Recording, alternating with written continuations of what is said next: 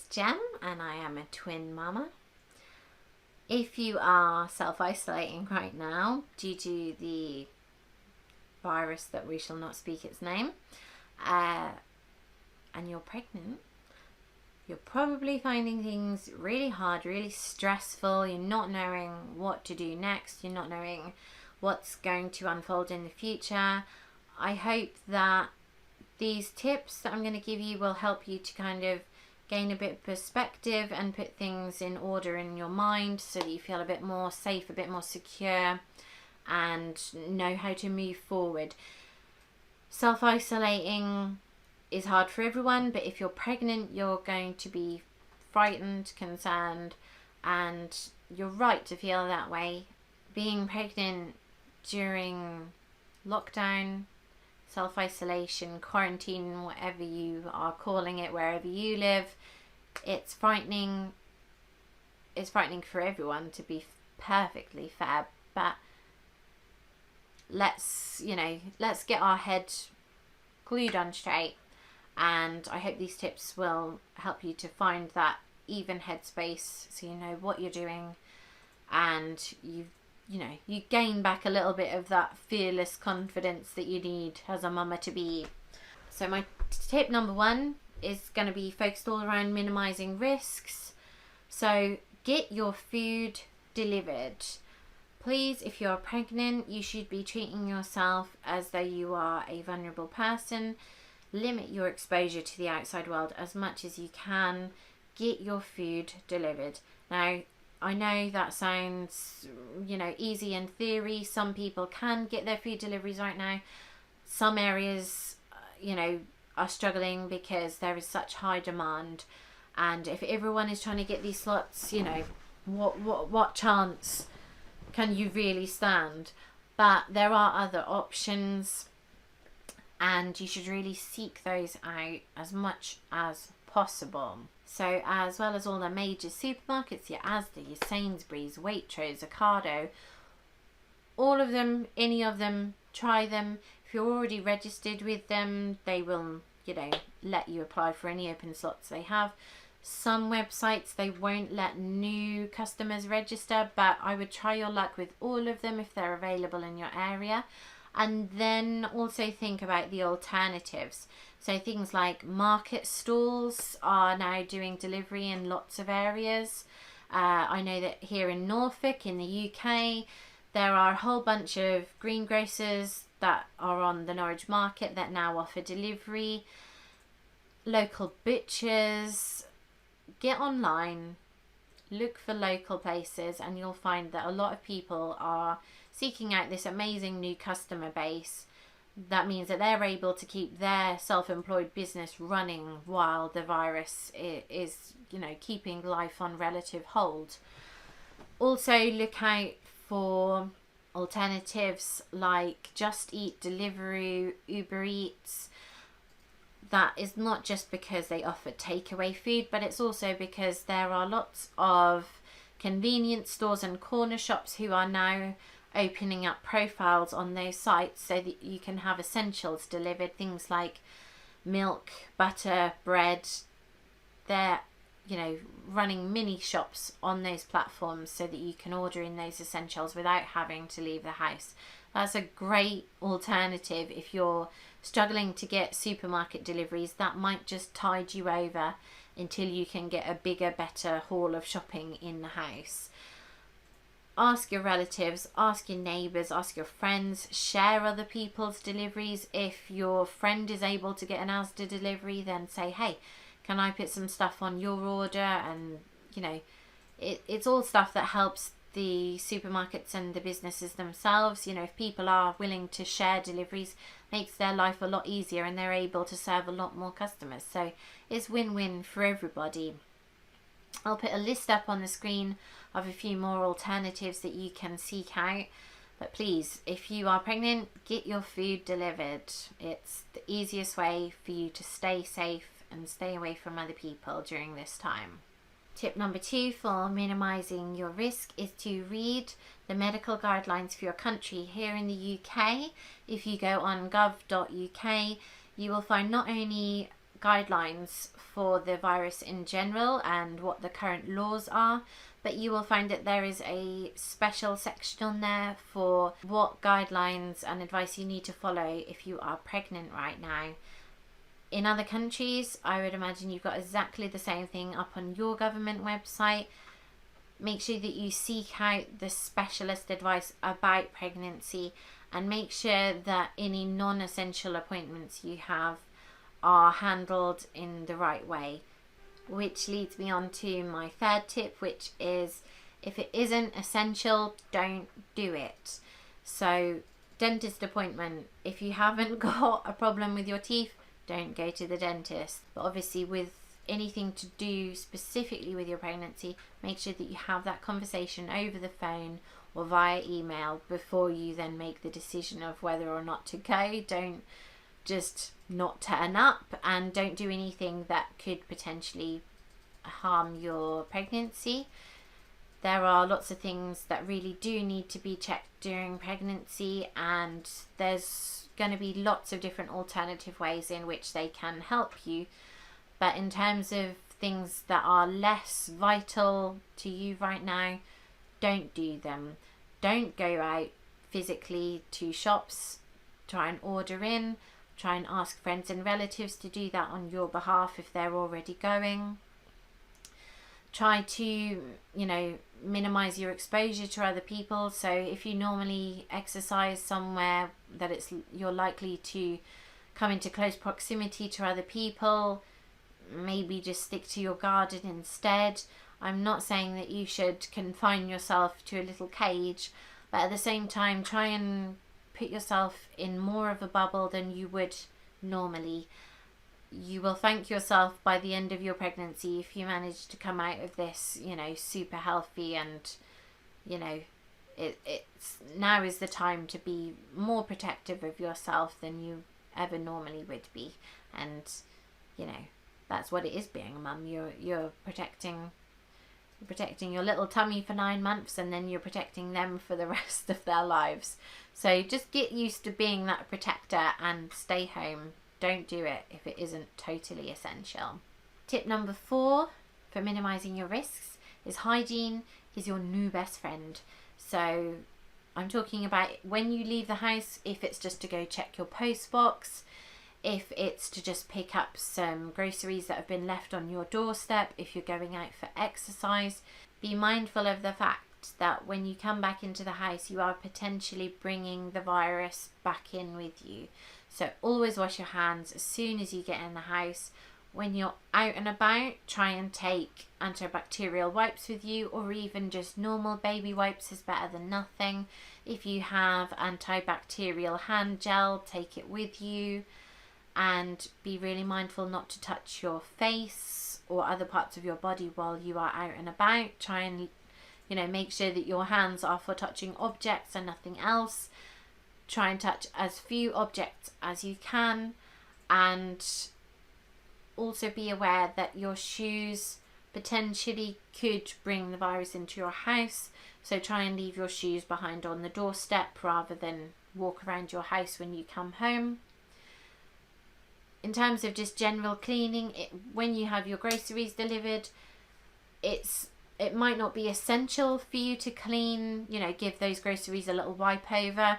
We certainly don't know enough about the virus whether to know, okay, how long can it cope on surfaces? What is the life of the virus when it is resting on the surface? We don't know perfect answers to those questions. So it might not be essential for you to wipe things over as they come into your house, but it definitely will not do you any harm to give things a wipe over and have that peace of mind. Just these little things hopefully will keep you safe. You don't need to get the bleach out and a hazmat suit and start disinfecting and running decontamination programs. That's really not necessary. But just little things, wipe things over, wash your hands, don't touch your face. They're really good practices to have, and take cleaning things with you when you pop out. Take a pack of wipes, take a bit of hand gel, wear masks if you do have to leave the house. Gloves I don't necessarily recommend because they won't keep you safe. It's much better to just not touch as much as possible, and to definitely not touch your face or yourself while you are out and about.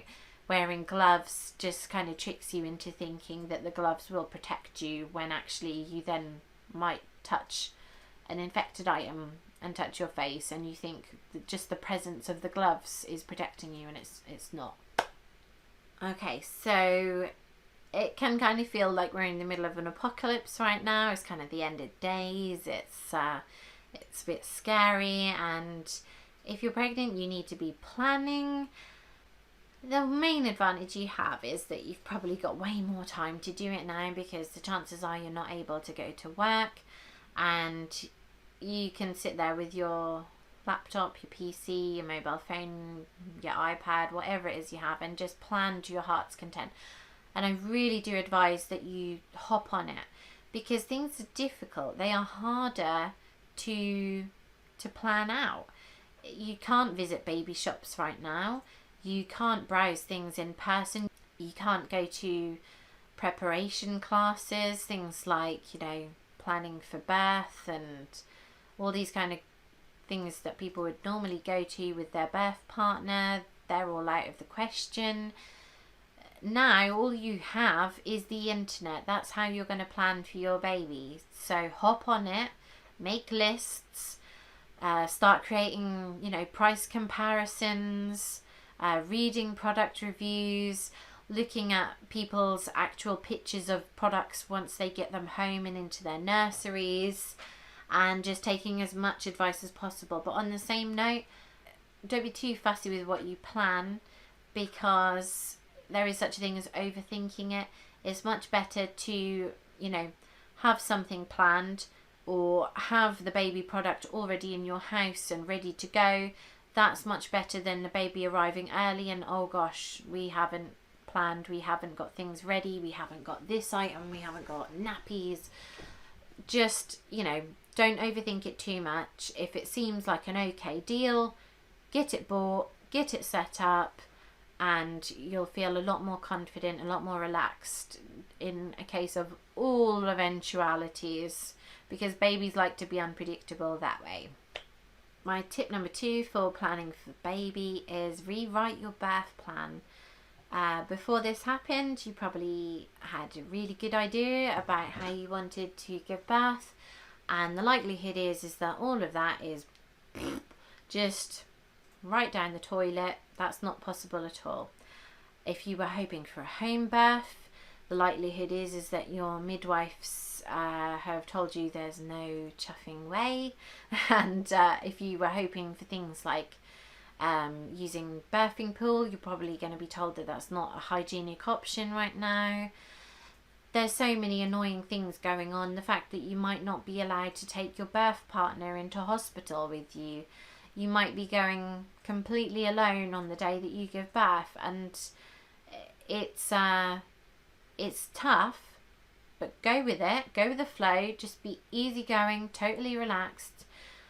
Some people, you know, give birth spontaneously, you know, sat on the toilet or getting in a taxi one day, and, you know, people have been giving birth since the dawn of time, and you will be okay. You will get through that, and you probably won't even remember much about it by the time your baby's come along anyway. I don't remember all that much about the day I gave birth. I had a planned cesarean which went pretty wrong, but I don't remember much of that unpleasantness now. It's kind of a fade in memory, even though it was only 3 months ago.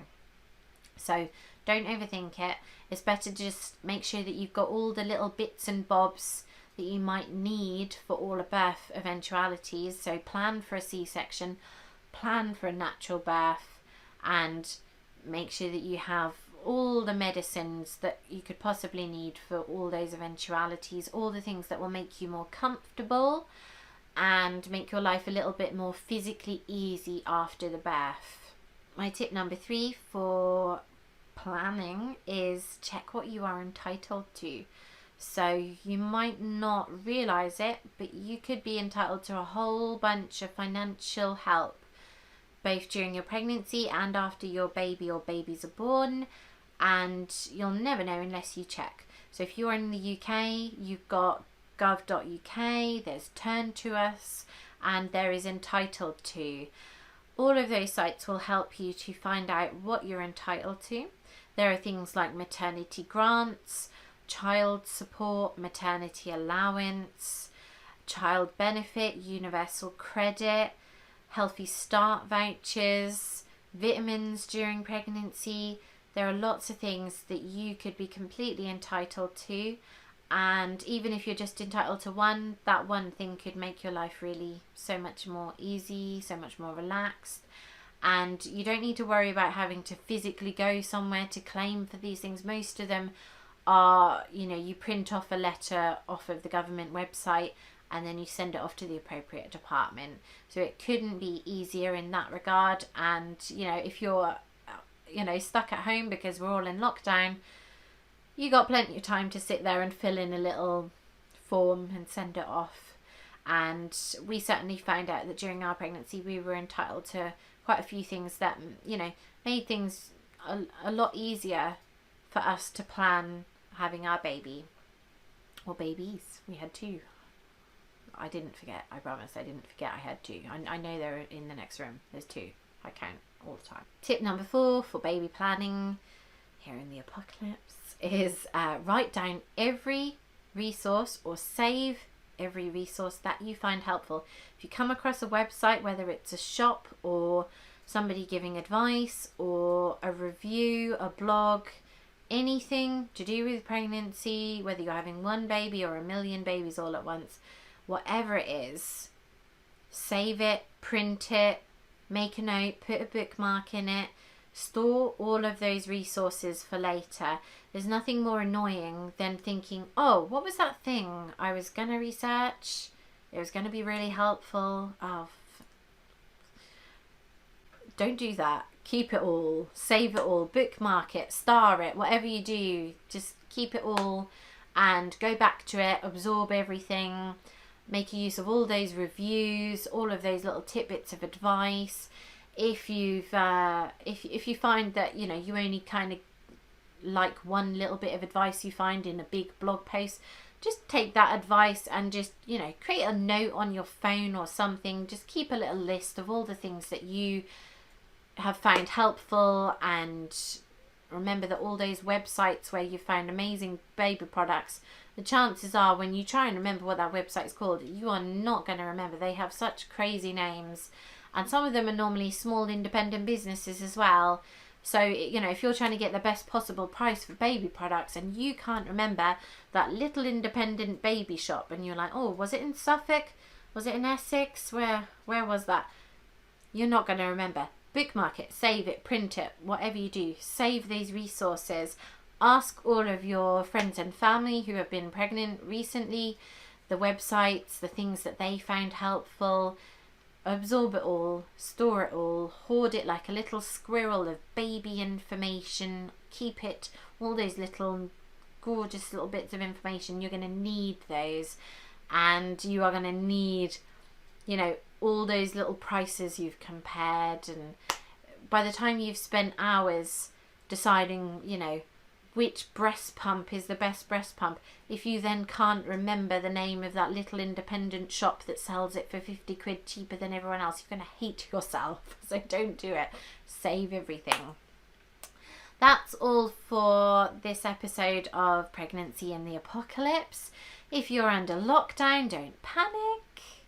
We will come out of lockdown eventually, and hopefully we can all go back to having lots of, you know, lovely prenatal appointments and lots of lovely baby scans without worrying about our health when we're out and about. We don't want to catch this virus, and until then, just roll with it.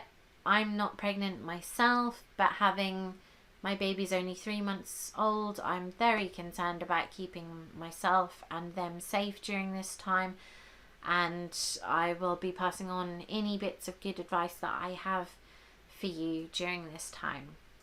If you want to find out more about the ups and downs of pregnancy, twin pregnancy in particular, but I do cover pregnancy across the board, as well as, tips and tricks for how to cope when your baby arrives, how to make your day more efficient, please like and subscribe to my channel, and I will see you chubby ladies later.